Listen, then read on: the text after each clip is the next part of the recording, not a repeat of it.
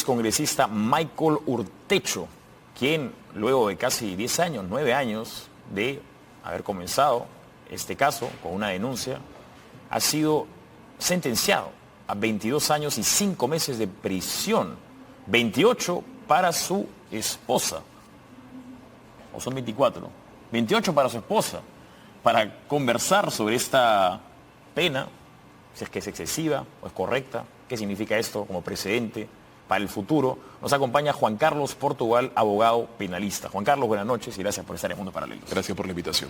Bien, la primera pregunta que seguramente muchos harán es 22 años y 5 meses. ¿Es esa pena, sin ánimo de defender a este precursor de los mochasueldos, tal vez el primero, uno de los primeros? No conocemos si es que este hábito terrible de los congresistas ocurría antes, pero al menos uno de los primeros que se supo.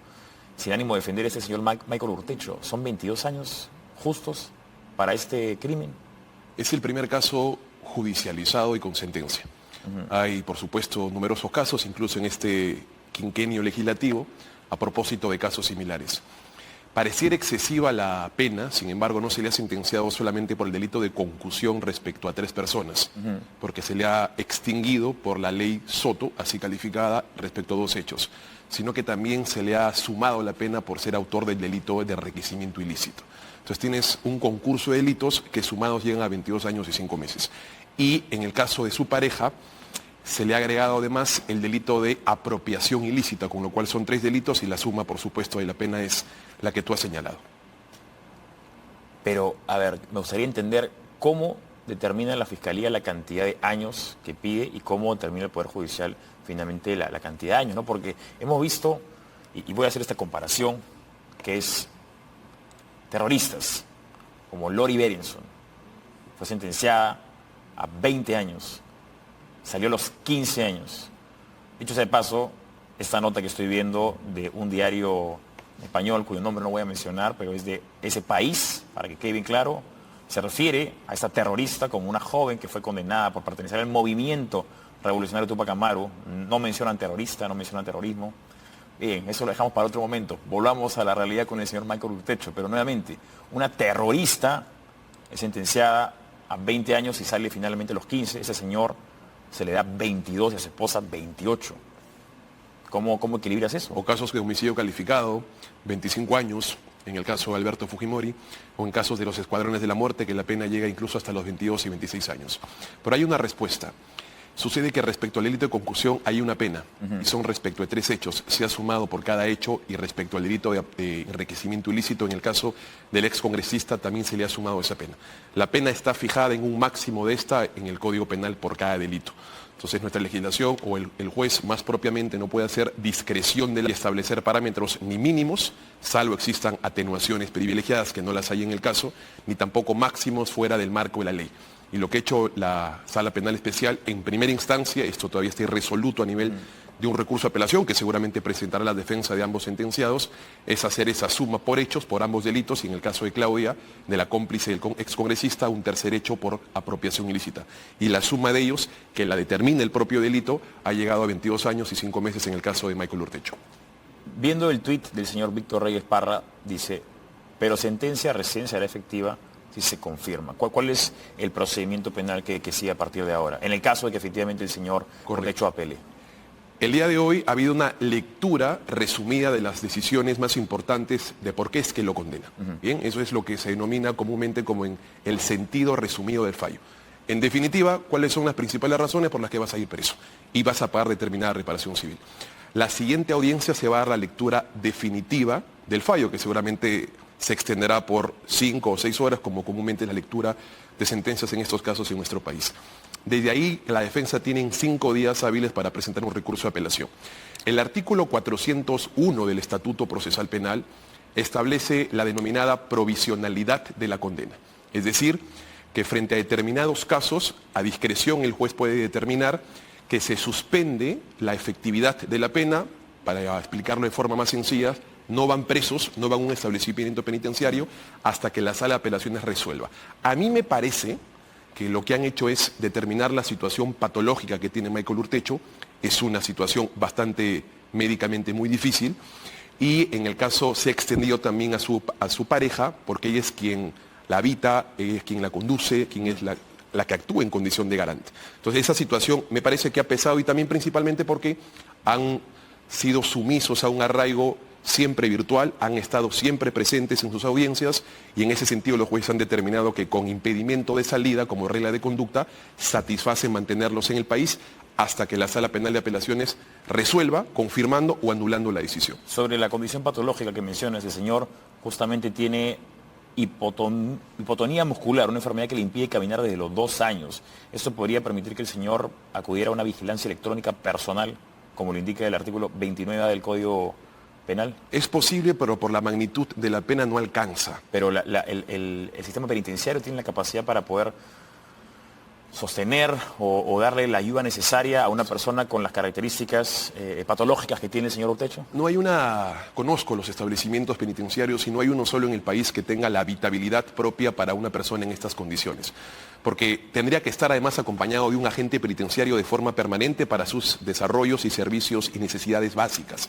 Y en nuestro país, las cárceles, además de ser depósito de seres humanos, por el amotinamiento y el hacinamiento penitenciario, difícilmente se encuentran adaptadas logísticamente para una situación como esta. Por eso es que a la expectativa de la duda razonable, aun cuando se le haya condenado, y cautelando la presunción de inocencia, es que me parece que justamente la sala ha suspendido la efectividad de la medida. En respuesta a la vigilancia electrónica, por la magnitud de la pena, no aplicaría respecto a Michael Urtecho. Lo que genera una reflexión: ¿es posible en nuestro país establecer no solamente la existencia de una detención domiciliaria como una medida de coerción, o también una pena domiciliaria para determinadas situaciones en particular, como existen en legislaciones comparadas? No hacer leyes con nombre propio, ciertamente, pero si usted acude a los establecimientos penitenciarios, casos como estos, no en esas situaciones, pero casos incluso mayores, se encuentran allí, sin una respuesta humana, porque cuando una persona ingresa a la cárcel, el delito queda fuera, el ser humano ingresa a prisión. Bien, vamos a pasar a otro tema que también ha sido tendencia. Tenemos un videíto para comentar.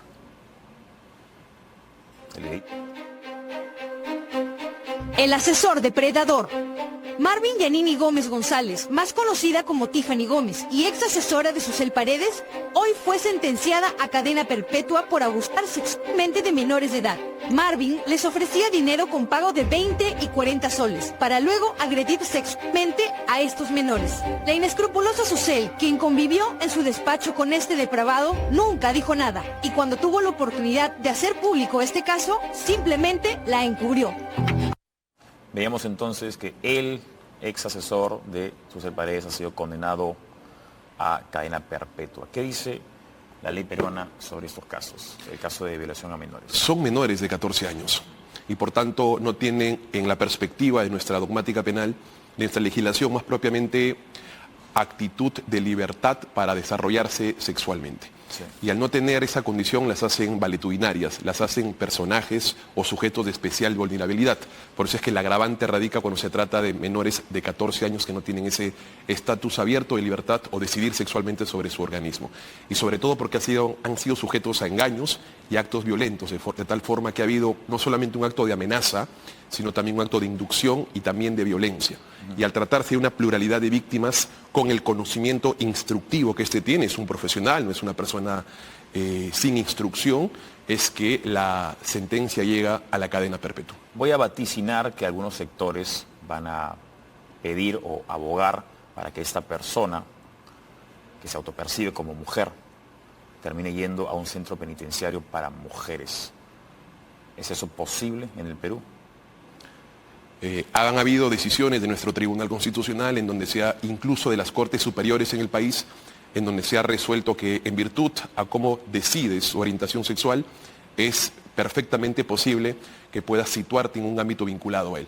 En este caso en particular, no ha existido un suceso en donde una persona con las características o el contexto que tú señalas pida un habeas corpus de carácter constitucional, de carácter correctivo, con el propósito de cambiarse de un establecimiento penitenciario de varones, por denominarlo así, a un establecimiento penitenciario de mujeres, como sería el penal Hecho Ríos. Sin embargo, su defensa puede, en virtud al derecho a orientación sexual que posee cualquier ciudadano, independientemente del delito que haya cometido, solicitar un cambio de establecimiento penitenciario construyendo una teoría como la que tú señalas. Difícilmente se lo puedan conceder, no solamente por la naturaleza del delito, sino porque las destinatarias de esta atrocidad han sido 2 menores de 14 años. Claro. En una estructura mental bastante histriónica por parte del sentenciado.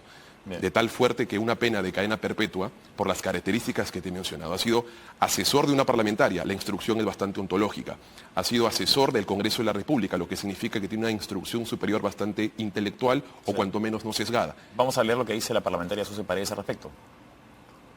Dice, saludo que la justicia sea célere y severa en este caso, y así tiene que ser en todos los casos de violencia, en especial cuando se trata de afectación a niñas, niños y adolescentes. Igualdad ante la ley. Bueno, al menos fue un poco honesta la señora Susi Paredes al decir, precisamente, saludar a la justicia peruana, ¿no? No hemos visto una reacción adversa como podría haberse esperado, pero como tú bien dices, la circunstancia del delito creo que impide a cualquier persona con 2 dedos de frente a ponerse de lado. Difícilmente alguien esté en contra de una sentencia con las características particulares de las víctimas. Habría que preguntar si esa reflexión la ha hecho en el último minuto del partido o durante los 89 minutos restantes. Es decir, si es que ha habido de parte de ella, como vinculada a su asesor, un seguimiento desde el inicio de la investigación hasta la sentencia, o de pronto aparece cuando el partido ha terminado. Entonces habría que ver si ha habido esa coherencia en el tiempo, ¿no? Vamos a leer un comunicado del Poder Judicial sobre el caso Cerrón, para comentarlo también contigo, lo tenemos en pantalla. En pleno uso de su autonomía, Procuraduría del Poder Judicial impugnará sentencia de habeas corpus en caso Vladimir Cerrón.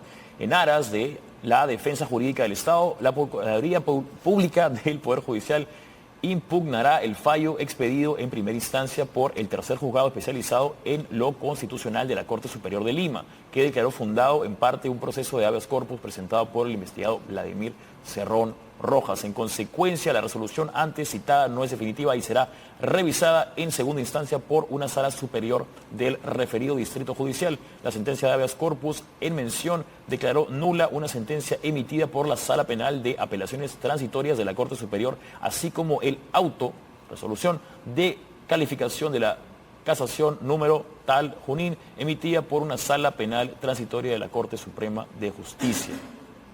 ¿Comentarios? Es una decisión irresoluta, hay que revisar el contenido de esa resolución, porque hay que ser bastante académicamente atrevido para decidir tumbarse 2 instancias como una Corte Superior y una Corte Suprema. Habría, insisto, que hacer reflexión sobre el contenido del habeas corpus, pero es importante que la sociedad sepa de que es una decisión que no es firme y que precisamente la Procuraduría, que cautela los intereses del Poder Judicial, ha impugnado esta decisión con el propósito de que no se anula, sino al contrario, se ratifique su conformidad. Muy bien. Juan Carlos Portugal, abogado penalista, gracias por estar en Mundos Paralelos. Mucho gusto. Vamos a pasar ahora